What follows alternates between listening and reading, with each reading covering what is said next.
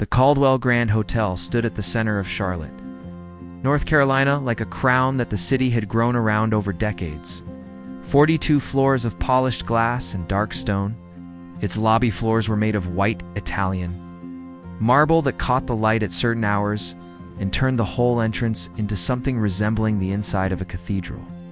It was the kind of building that made people slow down when they walked past it. The kind of building that told anyone paying attention that the man who owned it had not simply inherited wealth, but had fought for every inch of it, with a ferocity that very few people understood and even fewer could match. Ethan Caldwell was 34 years old, and he had built the Caldwell Grand chain from a single, run-down bed and breakfast in Asheville that his grandfather had left behind like an afterthought in a will. He had been 22 when he took the keys to that failing property, and 29 when he opened the doors of the Charlotte flagship for the first time. By 32, he had 4 hotels across the Southeast and a reputation that preceded him into every room he entered. He was not the loudest man in any space he occupied. He did not need to be. When Ethan Caldwell walked through a door, the air in the room changed. People straightened their backs without meaning to. Conversations shifted in his direction. There was something about him, something in the way his dark eyes moved across a space that made people feel simultaneously seen and measured. On this particular Thursday evening in late October, he was sitting at the curved head of a private dining table on the 38th floor of his own hotel. The room had been booked for a business dinner with 4 investors from Atlanta who were finalizing a partnership deal worth $63 million. The table was dressed in cream linen with low floral arrangements that did not block eye lines. The wine in the glasses was a 2011 Napa Valley Cabernet that had been selected by his sommelier 3 days in advance. Everything about the evening had been arranged with the kind of precision that reflected how Ethan approached every significant moment in his professional life. Nothing was left to chance. Nothing was permitted to surprise him. He had just lifted his pen from the inside pocket of his Chacol jacket and was accepting the final contract pages from the lead investor. A heavy-set man named Warren Fitch was smiling the wide, satisfied smile of a man who believed he had just negotiated the best possible terms. When Ethan's gaze drifted, as it sometimes did, without warning, across the room toward the far service corridor. The corridor ran along the eastern wall of the dining room, separated from the main space by a row of frosted glass panels that allowed the serving staff to move in and out without disrupting the atmosphere. Through the gaps in those panels, hotel workers passed like shadows, carrying trays and folded linens and bus bins. Ethan rarely noticed them. He had trained himself over years to see the dining room as a complete picture, not as individual moving parts. But something made him look. Some shift in the peripheral edges of his vision pulled his attention to the left, and when he looked, the pen slipped from his fingers and landed across the edge of the contract with a clean black line cutting through Warren Fitch's printed signature. Nobody at the table reacted immediately. They were still talking. Warren was saying something about quarterly projections, and one of the other investors was laughing at a comment Ethan had apparently made before his mind left the room entirely. But Ethan was no longer in that conversation. He was no longer at that table.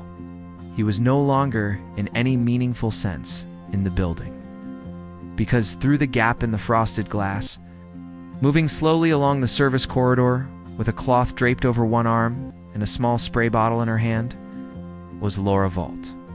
Ethan Caldwell had not seen Lora Vault in 14 months, 2 weeks, and 4 days. He was not a man who tracked such things deliberately. He had, in fact, spent considerable energy in the early months after she left, trying to stop himself from doing exactly that. But the numbers had lodged themselves in his mind the way a splinter lodges under a fingernail. It's impossible to ignore, irritating at the most unexpected moments. He knew exactly how long it had been because he remembered precisely where he had been standing when she told him she was done. He had been in the kitchen of their home in Myers Park, still in his running clothes at 6 in the morning, and she had come downstairs dressed and composed with a bag already packed and her wedding ring placed on the kitchen counter like a period. At the end of a sentence, she had told him that she had been unhappy for longer than she could explain. She told him she had met someone during a conference in New York, someone who had time for her in ways that Ethan never had. She told him she was not asking for anything.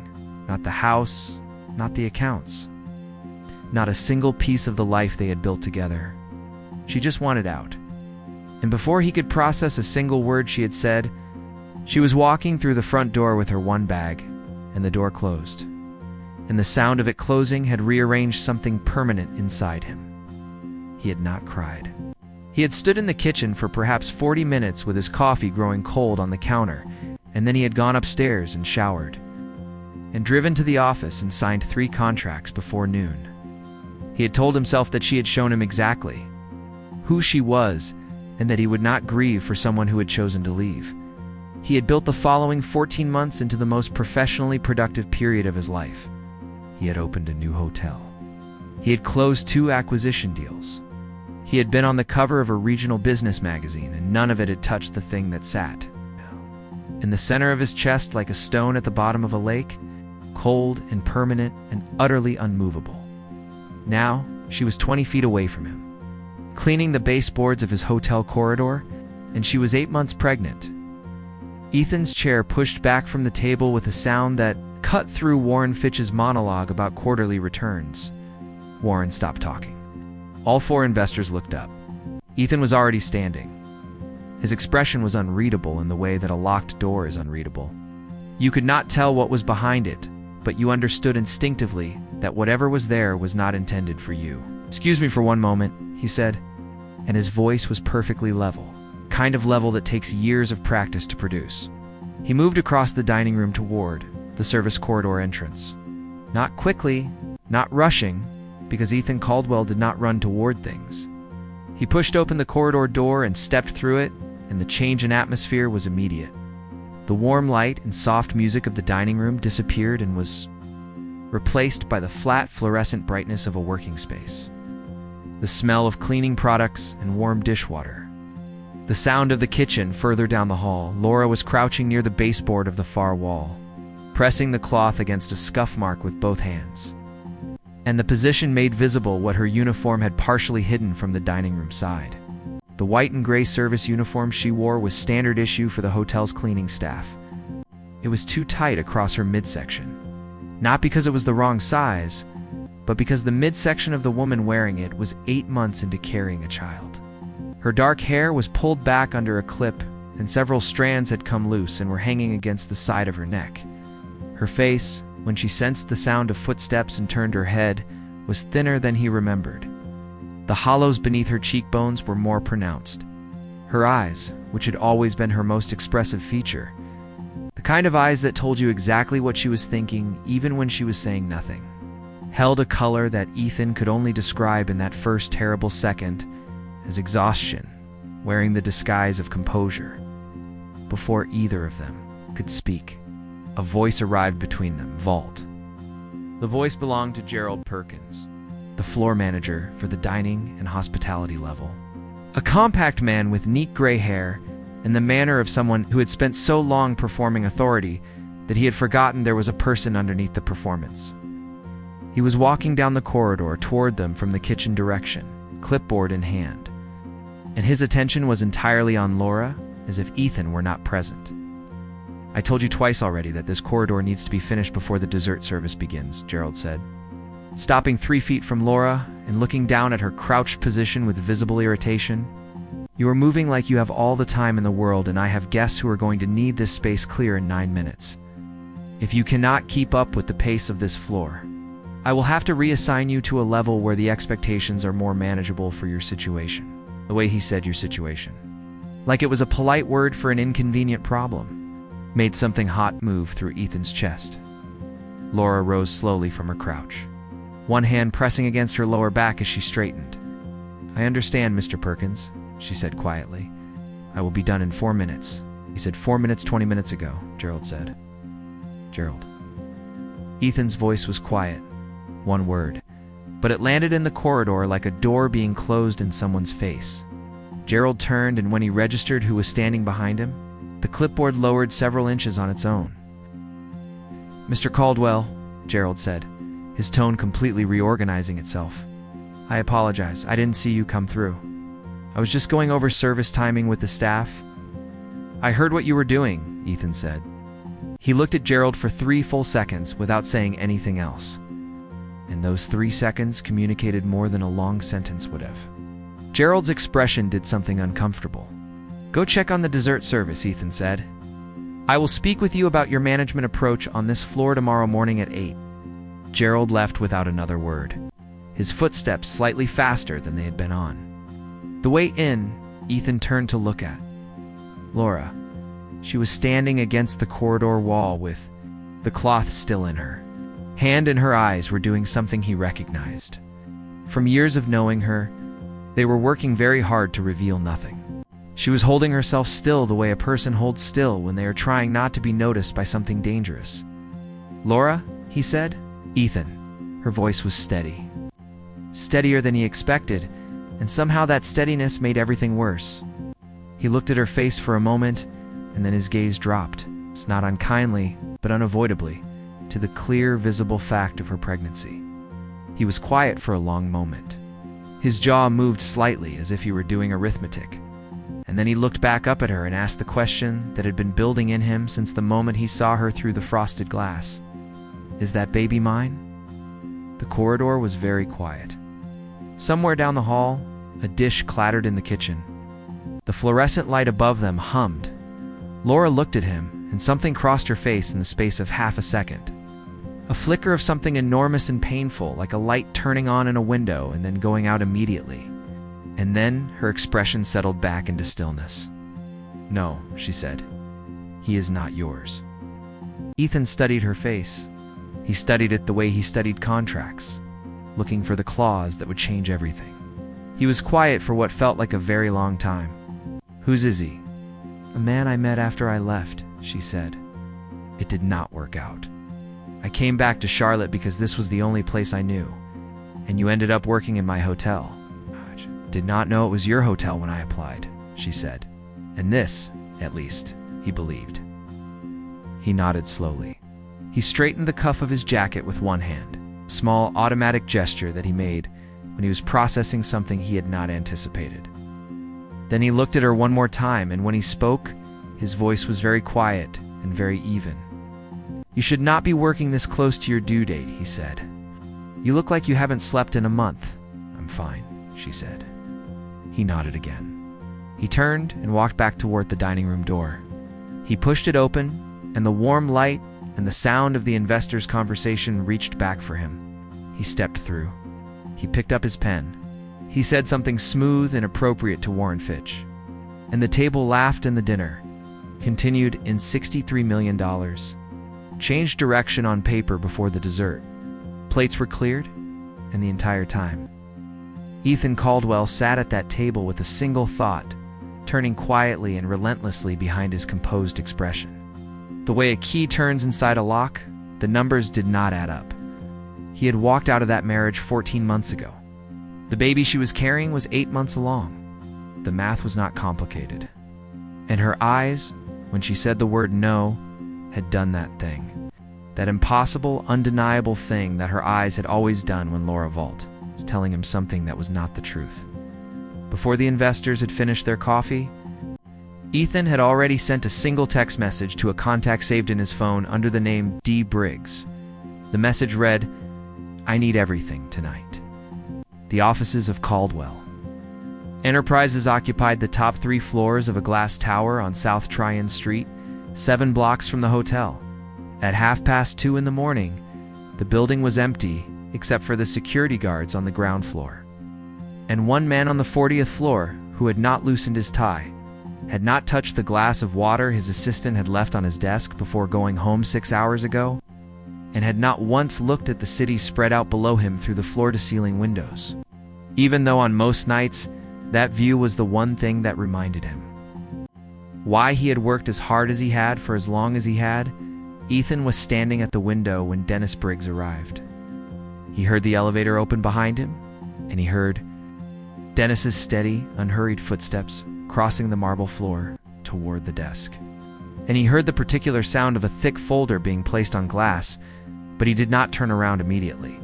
He stayed at the window for another moment, watching the lights of Charlotte below him, all those thousands of lit windows belonging Two people who were asleep and unaware of anything except whatever was happening inside their own small corners of the world. Dennis Briggs was 51 years old and had spent 19 of those years as a field investigator for the FBI before a knee injury and a divorce and a quiet conversation with Ethan. Caldwell, at a charity dinner, had redirected him into private work. He was not a dramatic man. He did not embellish his reports or soften findings to make them easier to receive. He handed people the truth in whatever condition it arrived, and he considered it their own business, what they did with it afterward. He had worked for Ethan for 6 years, and in that time, he had seen his employer handle difficult information with the kind of control that most people spend their whole lives trying to develop. But when Ethan finally turned from the window and walked to the desk and looked at the folder sitting there under the white lamplight, Dennis noticed something in his face that he had not seen before. It was not anger, and it was not grief exactly. It was the expression of a man standing at the edge of something very large, not yet sure whether he was about to fall. "Tell me what you found," Ethan said. He did not sit down. He stood on the opposite side of the desk from where Dennis had positioned himself, and he placed both hands flat on the glass surface and looked at his investigator. Dennis opened the folder. He did not lead with the worst of it. He started with the foundation. Because in his experience, a person needed the foundation before they could hold up the weight of what came after. Lora Caldwell has not left the state of North Carolina in the past 14 months, Dennis said. We cross-referenced airline records, TSA databases, passport activity, and border crossing logs. There is no record of her traveling to New York, to Europe, or anywhere else during the period following the divorce. The man she described to you does not exist. We ran every variation of the description she gave in her initial filing documents and found nothing that corresponds to a real person. Ethan was still. She lied about why she left. She constructed a complete false narrative, Dennis said, and she maintained it consistently across 14 months.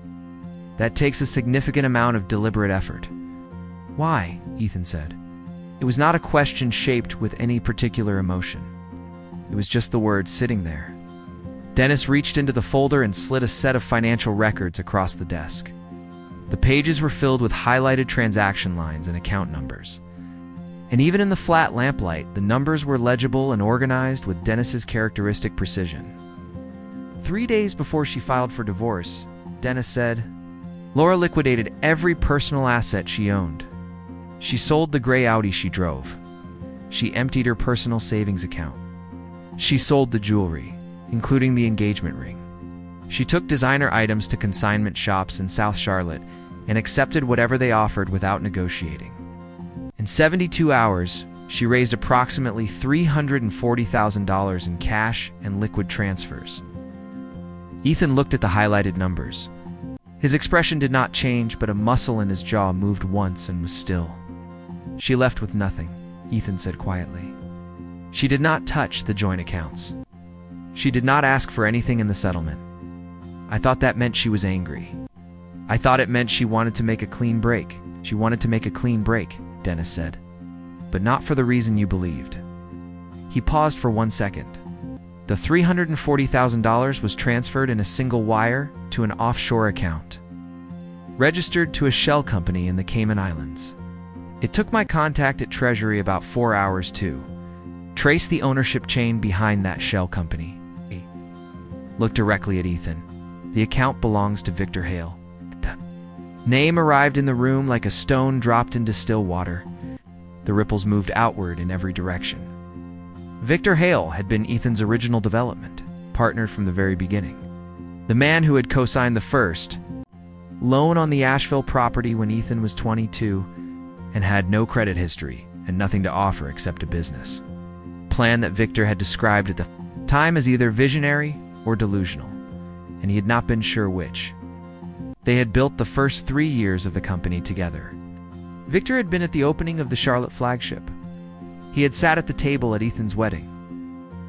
And 2 years ago, Ethan had discovered, buried inside a routine audit, a pattern of financial transactions that amounted to the largest internal fraud in the company's history. Victor had been siphoning revenue through vendor contracts for years, A sophisticated and patient scheme that had cost the company close to $9 million and had involved falsified documentation, ghost employees, and at least 2 accountants whose signatures had been forged. Ethan had confronted Victor privately first, given him an opportunity to leave quietly, and when Victor had attempted to negotiate rather than accept responsibility, Ethan had removed him from the company completely and handed the evidence to his legal team. Victor had spent the better part of a year fighting the civil case before settling for a figure that destroyed most of his personal wealth.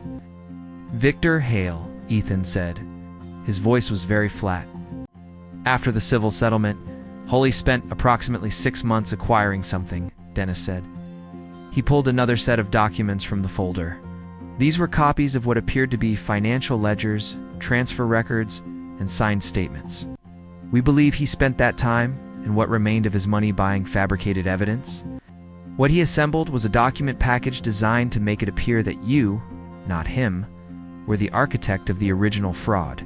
Forged correspondence in your name.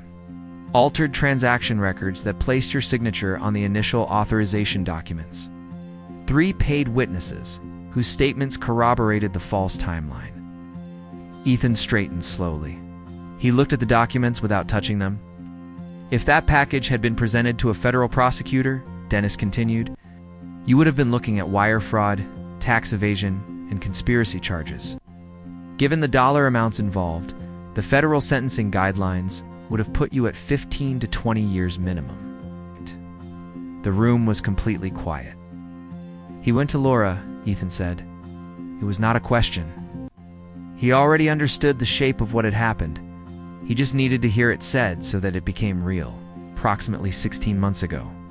Approximately 2 months before Lora filed for divorce, Hale and 2 associates approached her at the house in Myers Park while you were traveling for work. They presented her with the fabricated evidence package and explained exactly what they intended to do with it. They gave her one way out." Dennis paused. "She had to leave you, completely and permanently. She had to provide them with $300,000 in cash to purchase the evidence and ensure it was destroyed. And she had to disappear from your life without telling you the reason. Because if you found out and attempted to fight it, they had additional leverage prepared, including threats against your physical safety." Ethan walked around the desk. He moved to the window and stood with his back to Dennis for a long moment. Outside, Charlotte was dark and quiet and indifferent. "She paid them," he said. With everything she had, Dennis confirmed. "And then she filed for divorce and told you a story that would make you angry enough to stop looking for her. Because she knew that if you believed she left for another man, your pride would do the rest of the work. You would cut her off and move forward and never investigate." Ethan pressed one hand against the cold glass of the window. The city lights blurred slightly. "She knew me well enough to use my own pride as a weapon," he said softly. There was no bitterness in his voice as he said it. There was only something that sounded like the particular pain of being understood completely by someone you love, and then losing them anyway, Mr. Caldwell. Dennis's voice shifted in register, becoming more careful. "There is one more thing." Ethan turned from the window. Dennis reached into the folder one final time and placed a single sheet of paper on the desk. It was a medical record header from the Mecklenburg County Public Health System. When we pulled her employment records from the hotel, we cross-referenced her intake form with the county health database. She has been receiving prenatal care at a community clinic in East Charlotte, sporadic visits. The kind of schedule that suggests she was working around shifts and paying out of pocket for what the clinic did not cover." He paused. "She was flagged at her last appointment 3 weeks ago for early indicators of preeclampsia and was instructed to reduce her physical activity level and return within 1 week for follow-up monitoring." "She kept working," Ethan said. "She kept working," Dennis said, "because she needed the income. She has been living in a studio apartment in a building on Albemarle Road. Monthly rent is $650. She has been 2 months behind since August." Ethan looked at the medical record on the desk without moving. "Tonight," Dennis said, his voice very quiet now, after her shift ended. The hotel's on-site first aid coordinator noticed she was having difficulty walking to the employee exit. They called an ambulance at 11. She was transported to County General approximately 40 minutes ago. Dennis looked directly at his employer. The intake notes we were able to access indicate they are treating her for acute preeclampsia. Her blood pressure is in a dangerous range. The obstetrics team has been called in. Is stopped.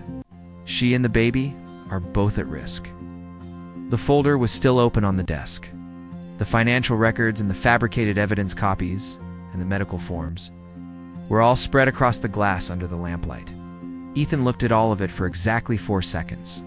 Then he picked up his jacket from the back of the chair, walked around the desk, and moved toward the elevator with a speed and direction that required Dennis to take 2 quick steps just to keep up with him. "Get Dr. Patricia Wren on the phone," Ethan said, stepping into the elevator. "She is the head of maternal and fetal medicine at Carolina's Medical Center. I have her personal number in my contacts. It is under Wren. Tell her I need her at County General in 30 minutes, and that cost is not a factor. I want a full private care team authorized to take over the moment we arrive." He pressed the parking level button. "And Dennis, sir, Victor Hale, I want everything we have tonight packaged and ready for the U.S. Attorney's Office first thing tomorrow morning. Every document, every trace transaction, every contact name. I want that case filed before he wakes up and has time to destroy anything." Dennis was already on his phone as the elevator doors closed. The drive to County General took 11 minutes. Ethan drove himself, which he almost never did, and he drove in a silence that was more frightening than any anger would have been. He was not playing music. He was not on the phone. He was driving through empty Charlotte streets at 3 in the morning, with both hands on the wheel and his eyes fixed forward, and his mind doing the only thing it had ever been truly exceptional at, which was calculating the full weight of a situation with absolute honesty. He had told her she looked like she had not slept in a month and then walked back to his dinner table. He had signed a $63 million contract while she was being loaded into an ambulance in the employee parking structure of his own hotel. He pulled into the County General emergency bay and was out of the car before it had fully stopped moving. The automatic doors of the emergency entrance opened, and the fluorescent brightness of the waiting area hit him along with the particular quality of noise that hospital waiting rooms carry at 3 in the morning. Low and exhausted and punctuated by occasional sharp sounds, he crossed the waiting room in 8 steps and reached the reception window and said, "Lora Vault. Obstetrics emergency, admitted within the last hour." And the clerk told him that the obstetrics unit was on the 3rd floor and that visiting hours for that unit did not begin until 7 and that he would need to return in the morning. Ethan looked at the clerk for one quiet moment. "I am Ethan Caldwell," he said. "I own the building in which this woman was employed tonight. I am the father of the child she is carrying, and I have a maternal fetal medicine specialist en route who has been authorized to assume primary care. I am going to the 3rd floor now. If there is a security concern, I would encourage whoever is making that decision to make it quickly, because I will not be stopping." He turned and walked to the elevator. The 3rd floor obstetrics unit had a nurse's station at the center and a set of double doors leading to the labor and monitoring rooms. A nurse intercepted him before he reached the doors, and he gave her his name and Dr. Wren's name and the words "father of the patient." And something in his face or his voice or the combination of the two caused her to hesitate for only a moment before she pushed open the double doors and led him down the corridor that smelled of antiseptic and clean linen to a room at the far end. She was in the bed nearest the window. There were 2 IV lines in her left arm and a fetal monitor strapped across her abdomen and a blood pressure cuff cycling automatically on her right arm. The room's overhead light was dimmed, and the only strong light came from the monitors beside the bed, their green and amber readouts casting a pale glow across the pillow and across her face. She looked smaller than he had ever seen her. Not just thinner, though she was that, but smaller in the way that a person looks when they have been alone for a very long time, carrying something very heavy, and their body has quietly, without announcement, begun to show the cost of it. Ethan walked to the chair beside the bed and sat down. He did not speak.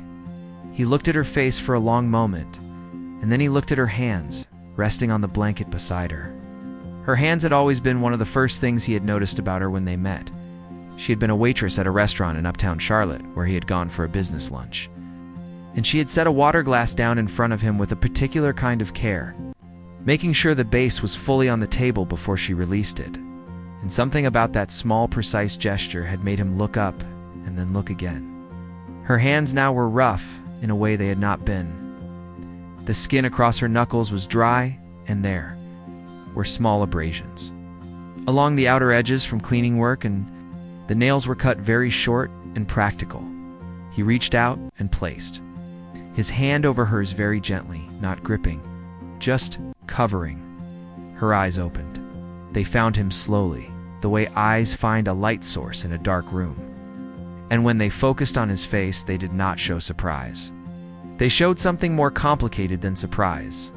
They showed the expression of someone who has been bracing for a moment for a very long time and is not entirely sure now that it has arrived whether they are ready for it or not. "Ethan," she said. Her voice was dry and quiet. "I am here," he said. That was all. Just those 3 words, spoken in the low, unhurried voice of a man who was not going anywhere. Her eyes filled slowly. She did not look away from him. One tear moved from the outer corner of her eye and crossed her temple and disappeared into her hair. And Ethan watched it go and did not say anything at all. And outside the room, the monitors hummed and the hospital moved around them in its quiet, exhausted 3 a.m. rhythms. And for the first time in 14 months, 2 weeks, and 4 days, Ethan Caldwell felt the stone at the bottom of his chest shift very slightly, like something that has been frozen for a long time beginning in the presence of warmth. To move the surgery took 3 hours and 14 minutes. Ethan knew this because he had counted. Not with a watch. He had not looked at his watch once during that time. But in the particular way that time becomes measurable when every second of it is attached to something you are afraid to lose. He sat in the corridor outside the operating room on a plastic chair that was bolted to the wall, and he did not move, and he did not speak to anyone, and he did not allow himself to follow the thoughts that kept attempting to pull him toward the worst possibilities. He simply sat. His jacket was folded across his knees. His tie was loose. His hands were clasped together between his legs, and his eyes were fixed on the closed operating room doors. Dr. Patricia Wren had arrived at County General 37 minutes after Ethan's call, accompanied by 2 members of her private practice team, and she had taken over Lora's care with the efficient authority of someone who had been handling higher-risk deliveries for 22 years. She had spoken to Ethan briefly before going in, long enough to tell him that the preeclampsia had progressed to a point where delivery was the only safe option for both mother and child, that the baby was at 34 weeks, and the prognosis for a 34-week delivery with proper neonatal support was generally very good, and that she had performed this procedure in more difficult circumstances than these, expected to bring them both through safely. She had said all of this in the direct, undecorated way of a person who understood that what a frightened person needs is not comfort, but clear information. Ethan had nodded, and she had gone through the doors. That had been 3 hours and 14 minutes ago, when the operating room doors finally opened. Ethan was on his feet before Dr. Wren had fully stepped into the corridor. She was still in her surgical cap, and she was pulling her gloves off with the unhurried movements of someone who has just completed a difficult task successfully. She looked at Ethan and gave him a small, firm nod. "She is stable," she said. "Blood pressure is coming down to an acceptable range. The surgical repair was clean. She will need several days of close monitoring, and her recovery will require genuine rest, which, from what I understand, has not been a feature of her recent life." She paused. "The baby was delivered at 3 pounds 11 ounces. He is in the NICU, and he is breathing on his own with mild support. His heart rate and reflexes are strong. At 34 weeks with his numbers, I expect a full recovery. He will likely need 3 to 4 weeks in the NICU before discharge, but there is nothing in his presentation that concerns me." Ethan placed one hand against the corridor wall and lowered his head for a moment. He stood like that for 3 seconds with his eyes closed, and then he straightened and looked at Dr. Wren. "Thank you," he said. And the simplicity of it was the most genuine thing he had said in a very long time. "You can see the baby through the nursery window," she said.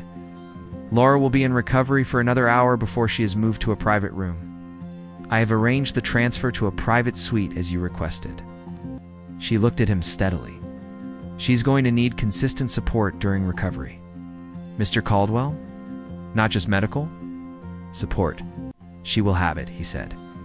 The NICU nursery had a viewing window along one wall, and Ethan stood at that window alone at 20 minutes past 6 in the morning, with the first pale gray light of dawn beginning to touch the edges of the Charlotte skyline through the building's eastern windows.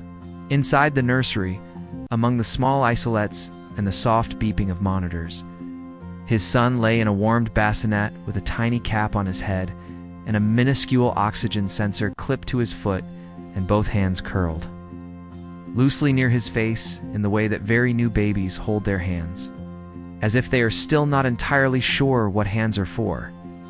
He was the smallest person Ethan had ever seen.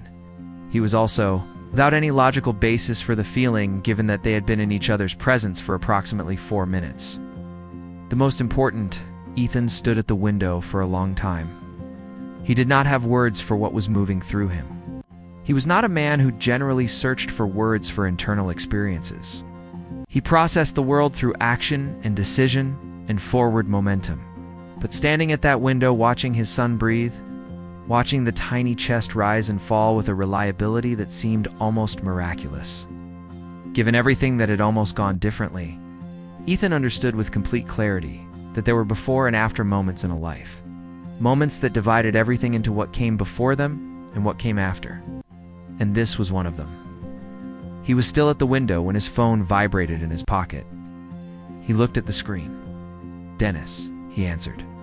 "Victor Hale was taken into federal custody 45 minutes ago," Dennis said without preamble. "The U.S. Attorney's Office opened an emergency proceeding based on the package we submitted. The fabricated evidence chain was extensive enough that they did not need additional time to establish probable cause. They also picked up the 2 associates who were present at the approach to Lora. Hale's legal team is already arguing that the evidence was legally obtained, but our sourcing is clean. It is going to hold." Ethan exhaled slowly. "Good," he said. "There is one more thing," Dennis said. "When we submitted the package to the U.S. Attorney, we included the documentation showing that the original fraud case against you was built on manufactured evidence. The federal review of that case will likely result in a formal clearing of your name from any associated civil liability within the next several weeks. Hale's original settlement attempt against the company will be reopened in the government's favor." "I do not care about the settlement," Ethan said. "I know," Dennis said. "I thought you should know anyway." Ethan ended the call and put the phone back in his pocket and looked at his son for another long moment. Then he turned and walked to the private recovery suite. Lora was awake when he came in. She was propped against the raised bed with the particular careful stillness of someone who has just come out of surgery and is taking inventory of what still works. Her color was better than it had been the night before. There was something present in her face that had not been there in the service corridor of the hotel. Something that might have been relief or might have been the particular quality of expression that comes from no longer having to carry a secret. Ethan pulled the chair close to the bed and sat down. For a moment, neither of them spoke. "I saw him," Ethan said. Through the nursery window, Lora looked at him and her eyes filled immediately. "He is okay?" "He is doing well," Ethan said. "He is small, but Dr. Wren says his numbers are strong." Lora closed her eyes for a moment, and 2 tears went quietly down her face, and she did not wipe them away. "Dennis told me everything," Ethan said. "Last night, the full report." She opened her eyes and looked at him. She did not look afraid, which surprised him. She looked tired and wrung out and fragile in the physical way of someone who has just been through a medical emergency. But she did not look afraid of this conversation. "I wanted to tell you," she said. Her voice was low and still slightly rough from the surgical anesthetic. "There were so many moments when I almost called you. In the first weeks after I left, I would drive to a payphone and stand there with the receiver in my hand and then put it back because I knew that if you heard my voice, you would not stop until you found out why. And if you found out why, you would go after Victor? And Victor had people who would have hurt you, Ethan. Not just legally. He made that very clear the night he came to the house. I know, Ethan said. I thought it would be temporary, she said. I thought I would pay what he asked and it would be over, and you would rebuild and be fine. Eventually, you would stop being angry and just move forward. I did not account for. She paused. She looked down at her hands on the blanket. I did not account for still loving you while doing all of it. The room was quiet. Through the window, the morning light was growing. Charlotte coming awake in gradients of pale gold and gray. I stood in that Colleen, Ethan said, and then he stopped and corrected himself because there was no Colleen here. This was his life, not someone else's. I stood in that service corridor in my own hotel and I looked at you and I told myself the numbers did not add up and something in your eyes. Oh. And then I let my pride walk me back to a business dinner. You did not know. I should have asked better questions 14 months ago, he said. The morning you left, I should have asked better questions instead of deciding I already understood what was happening. She looked at him steadily. We both made decisions based on what we thought the other person needed, she said. We have always done that. It was the best thing about us and the most dangerous thing about us.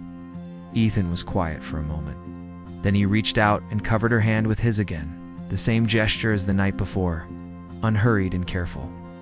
He has your hands, he said. The baby.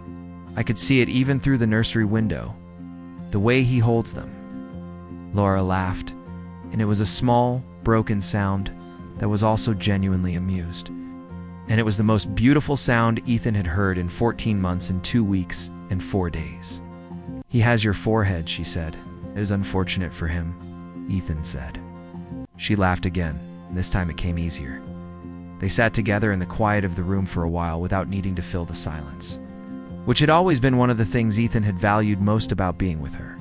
The particular ease of a silence that did not need to be explained or apologized for. The door to the room opened, and Ethan turned to find his mother in the doorway, Margaret. Caldwell was 63 years old, and she had driven from her home in Dilworth the moment Dennis had called her at 5 a.m. with what he described to her, simply as a situation requiring your presence. She was wearing a coat over her nightclothes, and her gray hair was not fully arranged. And she did not look like the composed woman who appeared at charity galas and foundation board meetings. She looked like a mother. She walked across the room and stood at the edge of the bed and looked at Lora for a long moment. And then she sat on the edge of the mattress and gathered Lora's hands in both of hers with the firm, gentle authority of a woman who has decided that the time for distance has ended. Should have called me, Maggie said. Her voice was not accusatory. It was the voice of someone stating a fact that needs to be stated so it can be moved past. I know, Lora said softly. You were protecting my son, Maggie said. I understand that. But you are going to have to accept that you are not allowed to disappear again. I am too old to survive it, and Ethan is too stubborn to handle it gracefully. She looked across the bed at her son, who had the expression of a man who knows better than to argue with his mother in a hospital room. Both of you, she added. The morning moved around them. Nurses came in at intervals to check readings and adjust the 4 lines and note numbers on the chart. Dennis arrived at 8 and stood in the doorway long. Enough to confirm to Ethan that the federal paperwork was moving cleanly and that Victor Hale was being held without bail on the grounds that his financial resources made him a flight risk. He did not come into the room. He was not a man who took up space he had not been invited into.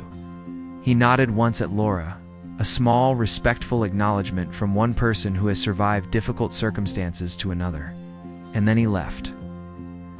At 9:30, a NICU nurse arrived to tell Lora that if she felt strong enough, she could be wheeled down to hold the baby for a short supervised visit. Ethan helped her into the wheelchair himself. He adjusted the footrests and made sure the IV line had enough slack, and then he pushed the chair through the corridor with his hands on the handles and Maggie walking alongside. And none of them spoke during the short distance to the NICU because there was nothing that words could add to the weight of what that walk meant. The nurse placed the baby in Lora's arms with practiced care, making sure the monitoring leads were clear and the oxygen sensor was undisturbed. He was wearing a white cotton cap and a tiny hospital onesie printed with small blue stars. He was impossibly small and impossibly complete. Every feature already entirely his own. Lora held him against her chest and bent her head over his and closed her eyes. And the sound she made was not a word. It was something quieter and more complete than any word. The sound of a person arriving somewhere they had been trying to reach for a very long time. Ethan crouched beside the wheelchair. He was at eye level with both of them. His son and the woman who had paid every price available to her to make sure he was still standing free in the world. He reached out and placed one finger very gently in his son's palm, and the baby's hand closed around it with the instinctive grip that newborns have, that small, reflexive holding on. And Ethan felt it move through him like a current. "What will we call him?" Lora said quietly, without opening her eyes. Ethan looked at his son's face. He thought about the 14 months and about the service corridor, and about the folder on his desk, and about a woman standing in a hospital corridor in a ruined uniform, having already paid every price she had without complaint and without asking for anything in return. "James," he said. After nobody. Just James. Lora opened her eyes and looked at him. She nodded once. "James," she said, and the baby stirred slightly in her arms at the sound of her voice. The way babies do when they recognize the sound they have been listening to for 8 months. The one voice in the whole world they already know, in the weeks that followed. Things moved with the kind of momentum that happens when the right actions align with the right timing. Victor Hale was formally indicted on 8 counts of federal wire fraud and extortion. The 2 associates who had accompanied him to the house in Myers Park cooperated with federal prosecutors in exchange for reduced charges, and their testimony built a case that his legal team described, privately, as unwinnable. The fabricated evidence that had cost Lora everything was officially declared fraudulent by the federal court, and the civil liability cloud that had been held over Ethan's company for 2 years was lifted. Hotel floor manager Gerald Perkins was not fired. Ethan reconsidered that particular action because Gerald's behavior, while genuinely unacceptable, had been the behavior of a man doing his job badly rather than a man with genuine cruelty in him. And Ethan made a distinction between those 2 things. Gerald was instead enrolled in a management training program that Ethan funded personally and assigned to a floor where the pace better matched his capabilities. He sent Ethan a handwritten note 2 months later that Ethan's assistant found between the pages of a contract file. Brief and formal and genuinely remorseful, which was more than Ethan had expected. James came home from the NICU on a Tuesday afternoon in late November, when the Charlotte air had turned cold and clean, and the trees in the Myers Park neighborhood had gone fully gold. Ethan had arranged the house with the particular thoroughness he applied to everything that mattered. The nursery prepared by people who knew what they were doing. The room next to it arranged for Laura's recovery with everything Dr. Wren had specified. Maggie installed in the guest room 2 doors. Down with absolutely no resistance on her part, Lora stood in the entrance hallway of the house she had left 14 months ago with James in her arms in his going-home outfit, which Maggie had selected and which featured small, embroidered elephants in a color that Maggie described as both practical and cheerful. She looked around the familiar hallway, the marble floors she had walked on hundreds of times, the staircase she had come down on the morning she left with one bag and a story designed to break the heart of the man she was trying to protect. Ethan came in behind her and set the hospital bag down and watched her take in the house. "You do not have to make any decisions today," he said. "About anything." She turned to look at him. Her recovery had given her color back, and rest had returned something to her face that the 14 months had taken. Not the absence of experience, she would carry all of that, but the underlying steadiness that had always been the most real thing about her. "I already made the decision," she said simply. He looked at her. "I made it 14 months ago," she said.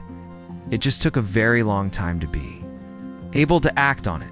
She shifted James slightly in her arms and looked down at his sleeping face and then back up at Ethan. "I'm not going anywhere again." Ethan crossed the hallway and stood in front of her and James. And for a moment he looked at them both, the boy with his eyes closed and his small hands curled, and the woman who had turned herself into a shadow to keep the light in his life burning. And he understood in that moment the full and true shape of what love actually is.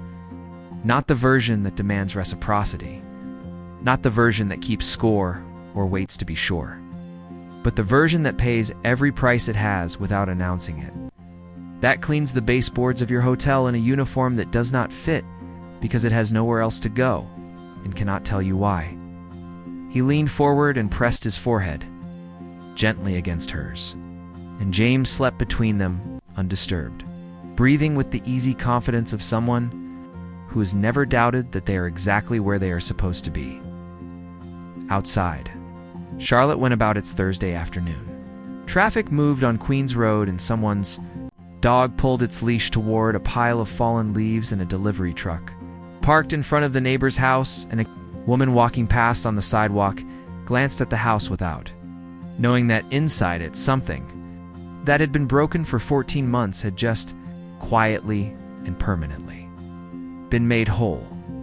The white and gray hotel service uniform was folded neatly at the bottom of a paper bag in the hallway, waiting to be returned. It had done its job. It had held her together when nothing else would, but she would not need it anymore. She was home. As this story comes to a close, it leaves behind something more than just entertainment.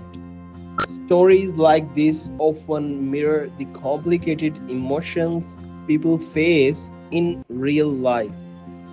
Love, pride, misunderstanding, ambition, and sometimes regret. When powerful personalities collide, even the smallest movement can lead to consequences no one expected. But now the story belongs to you as much as it belongs to the characters. What did you think about the choices they made? Do you believe the ending was fair? Or would you have handled the situation differently if you were in their place? Every viewer brings a different perspective, and your thoughts might reveal a side of the story others never considered. I had really liked to hear your opinion, so take a moment and share your thoughts in the comments below. If this story kept you engaged or made you reflect on relationships and life decisions, please take a second to press the like button. It's a simple way to support the channel and helps this story reach more viewers who enjoy emotional storytelling. And if you are someone who enjoys powerful stories about billionaires, CEOs, and the complicated world of human emotions, make sure you subscribe.